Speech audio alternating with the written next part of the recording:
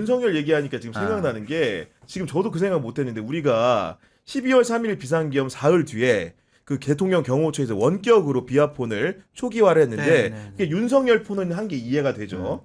홍장원 전 국정원 1차장 폰 한 거 이해가 됩니다. 핵심 인물이기 때문에. 근데 김봉식 전 서울경찰청장 폰을 그 초기화한다고 했을 때 도대체 이 사람을 왜 했을까? 물론 이제 중요한 사람이긴 하고 구속이 된 피의자이긴 한데 이 사람의 직급이라는 거는 경찰청장보다 밑에 있고 경찰청장이 차관이기 때문에 1급입니다. 1급 공직자 중에 비화폰을 지급받았다는 얘기를 저는 들어본 적이 없는데 이 사람한테 왜 11월 달에 비화폰이 불출이 됐을까? 그 얘기를 따라가게 되는 것이고 결국은 서울경찰청장에 임용될 때부터 윤석열과의 인연으로 그럼요. 고속 승진을 한 게 아니라는 의혹이 제기됐기 때문에 김봉식이 왜 비화폰을 가졌는지에 대해서도 철저한 수사가 필요하지 않나 이런 생각을 좀 하게 되거든요. 네. 비화폰은 철저하게 관리해야 되고 그거를 이제 나눠주는 사용할 수 있는 사람들은 특정하게 되어 있잖아요. 근데 무차별하게 비상계엄을 예상을 하고 계획을 하면서 그거를 측근들에게 나눠줬다라는 거는 범죄가 될 수 있겠죠. 이것도 밝혀져야 될 거예요. 그러니까 이제 더 이제 한 가지 더 이제 우리가 상기시켜야 되는 게 김봉식이라는 사람이 그러니까 비상계엄 당일에 이제 안가에서 윤석열이 불러서 가지 않았습니까? 아마도 미션을 받았을 텐데 거기에 대해서 검찰에서 진술을 어떻게 했냐?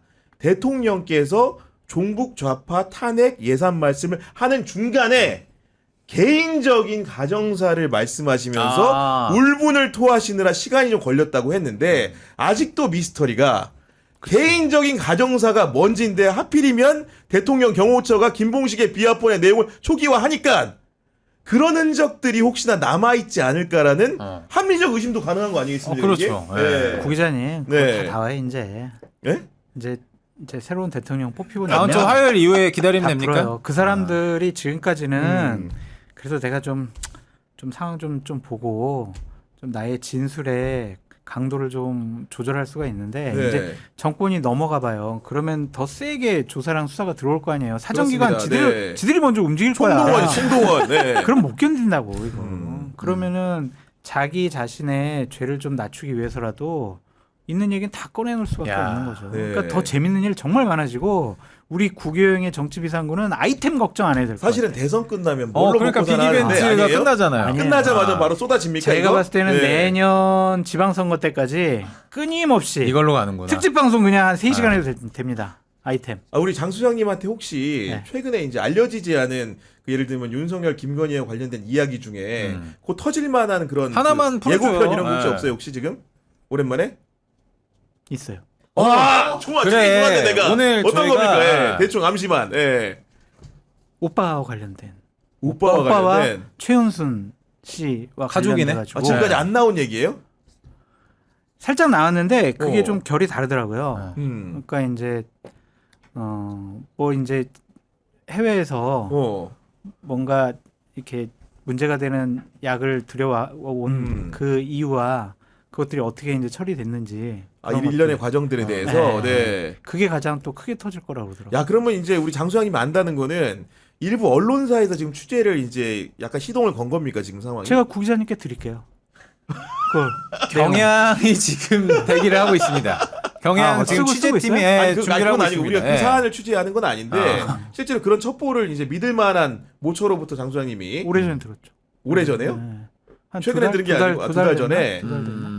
어쨌든 간에 이제 혹시나 이제 그런 기절초풍할 일들이 사후에 추가적으로 이어질 수 있다. 재밌는 얘기더라고요. 하여튼 이렇게. 네.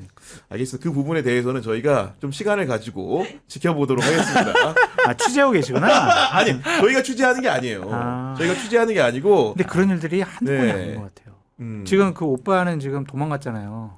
어디로 갔어요? 인도네시아 갔나? 방글라데시아 갔나? 지금 도망갔어요 지금. 그래요? 오빠. 진짜예요? 네. 국내 없어요. 얼마 전까지 이명수, 장인수 기자 쫓아다녔는데? 네, 도망갔어요. 그래요? 네.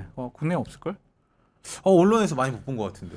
도망갔어요. 아무튼 그런 내용이 사실이라고 한다면 크게 문제가 아닐 수 없네요. 그래야 된다니까. 문제가 있으면 그냥 해외 도망가야지. 그러니까 한덕수도 지금 홍준표 보면서 아이씨 나도 지금 괌이라도 갔어야 되는데 지금. 들어 죽겠네. 세부라도 갔어야 되는데 이런 생각하는 거죠 지금. 근데 이제 공직을 담당했던 사람들 있잖아요. 그리고 권력을 향유했던 사람들 자신들이 그 한 줌도 안 되는 권력을 갖고 자기의 사적 이익을 취했거나 공적 의식 없이 권한을 남용을 했다면 당연히 그거는 벌받아야 되고 당연하죠. 제대로 된 조사가 네. 있어서 후대의 반면교사로 삼아야 된다. 네. 도망가지 말아라. 그렇게 말씀드립니다. 알겠습니다. 그 샤넬백 건진법사 때문에 굉장히 시끄러운 상황이 이어지고 있는데 놀라운 게 이런 식으로 서사 구조가 연결되나? 샤넬백을 추적하는 서울 남부지검이 누구를 압수수색했나 봤더니 우리 대통령 관저공사로 유명한 21g의 대표 집을 압수수색했다는데 야, 이 서사 어떻게 전개될까요? 21g이 기본적으로 뭐 관저공사도 하고 여러 가지 일들을 윤석열 정권 하에서 했다라는 거잖아요. 근데 이 샤넬백과도 연관돼 있는 것 보면은 좀 측근 중에 측근이 아니었을까. 그러니까 지금 드러난 게 다가 아니라 네. 한꺼풀 벗겨보면은 정말 많은 구리한 냄새가 많이 밝혀지지 않을까 그런 생각이 들더라고요. 얼마 전에 막 MBC인가 PD수첩에서 네. 21g 그 사장을 따라다니면서 인터뷰를 하는 걸 봤는데 뭐 내가 뭘 아냐고 막 이러더라고요. 오히려? 네.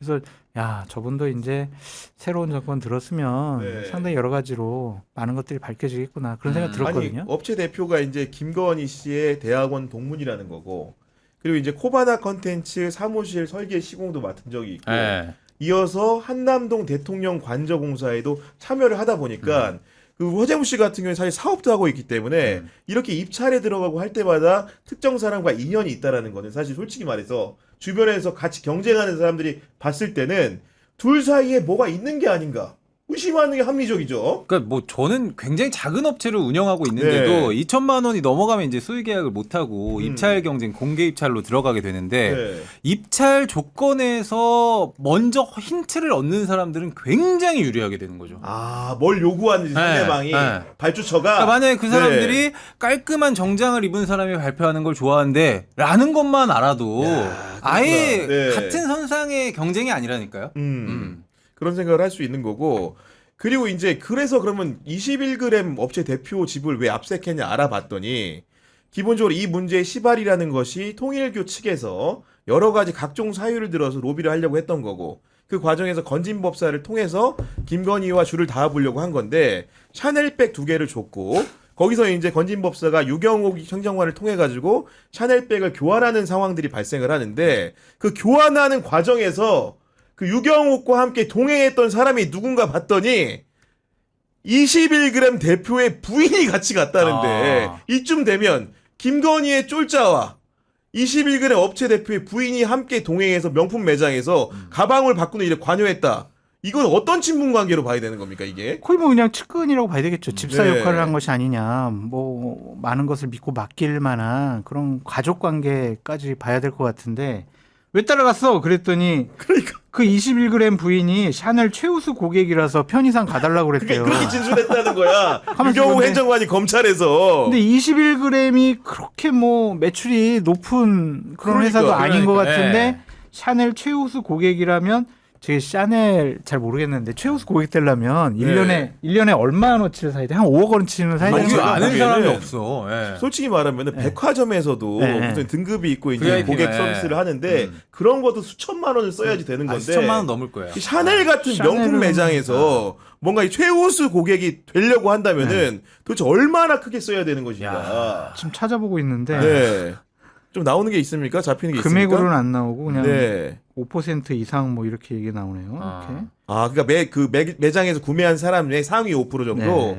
아마도 이제 가방 하나에 지금 우리는 못 사서 잘 모르지만 그렇죠. 최소 1,000만 원 한다고 치면은 이게 그 구매하는 사람들 중에 상위 5%가 되려면은 한 해에도 뭐 한두 개 사서는 안 될 거 아닙니까 안 이게? 되죠. 최소한 뭐 1억 이상 5억 이상 뭐 사야 되지 않을까? 최우수 우수 고객도 아니고 최우수 고객이잖아. 그러니까. VVIP잖아. 김건희의 성향을 대신해서 간다는 건 이거 보통 가까운 사이가 아니다. 그럼요. 그리고 21g 뒤에 검은 돈이 저는 왜 이렇게 진하게 보이는지 그런 냄새가 많이 풍겨지는지. 그러네. 예. 그리고 지금 이게 시작과 종점을 보면은 건진법사가 이제 나타나죠. 그 다음에 이제 유경옥이라는 김건희 쫄자가 나타나고, 그 다음에 21g이라는 업체가 나타나는데, 그 위에 또 김건희가 연결이 되는, 결국은 김건희를 가운데 놓고 모든 사람들이 방사형으로 연결된 로비 행각이기 때문에 굉장히 심각하지 않을 수가 없습니다, 이게. 그러니까 업자의 부인과 네. 김건희 씨의 측근이랑 되게 친분 관계가 깊었다. 네. 이렇게 보면은 이 21g이 각종 공사 수주받은 거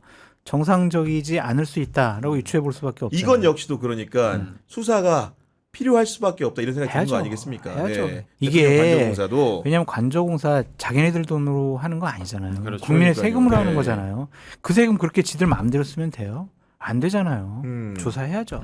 알겠습니다. 오늘도 다양한 정치권 현안 이야기 나누다 보니까 마칠 시간이 더 됐습니다. 오늘 허재무 씨 처음으로 평론가석에 앉아가지고 해보니까 해볼만 하죠? 아니요, 저는 오늘부로 은퇴를 선언하도록 하겠습니다. 사회는 이제 그만 보고 다음 예. 주에 형 옆이 편하네. 네.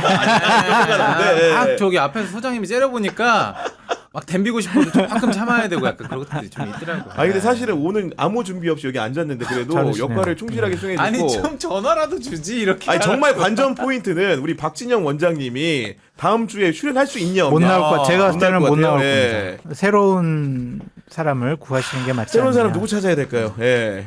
박진영 원장을 대신할 만한 사람이 네. 글쎄요. 참 어렵네요. 예. 홍준표 전 씨. 하와이용 네. 그림 놓고 그냥 원격 화상으로 그렇지, 예. 당분간 안 들어오실 것 같아 내가 보기에는. 제가 예. 봤을 때는 대선 끝나도 안 들어오실 것 같아요. 그러니까 여러 가지로 또 이제 본인을 향한 칼들이 있기 때문에. 근데 하와이 저도 가보려고 네. 견적 뽑았는데 되게 돈 많이 들던데. 아, 돈 많이 비용 들죠. 사실 엄청날 거야. 어마어마한데. 그러니까 그래서 사실은 그게 솔직히 여러 가지로 이제 되는 거는 뭐 아는 분이 있으니까 갔겠지만은 그래도 사실은 누가 나쁘게 생각하면 편의를 제공하는 사람이 있는 거 아니야? 이런 의심도 조금은 할 수 있는 거 아니겠습니까 이게. 예. 해보겠습니다. 알겠습니다. 끝내기 전에 내일하고 내일 모레 투표하실 거죠? 아 맞다. 우리 허재무 씨가 간단하게 한번 부탁드립니다. 여러분들 네. 사전 투표가 주말이야 생각하신 분들 계시죠? 아닙니다. 이번에는 목금입니다. 아침 6시부터 저녁 6시까지 사전 투표는 전국 어디서나 사전 투표소 신분증만 들고 가시면 할 수가 있거든요. 투표 부탁드리도록 알겠습니다.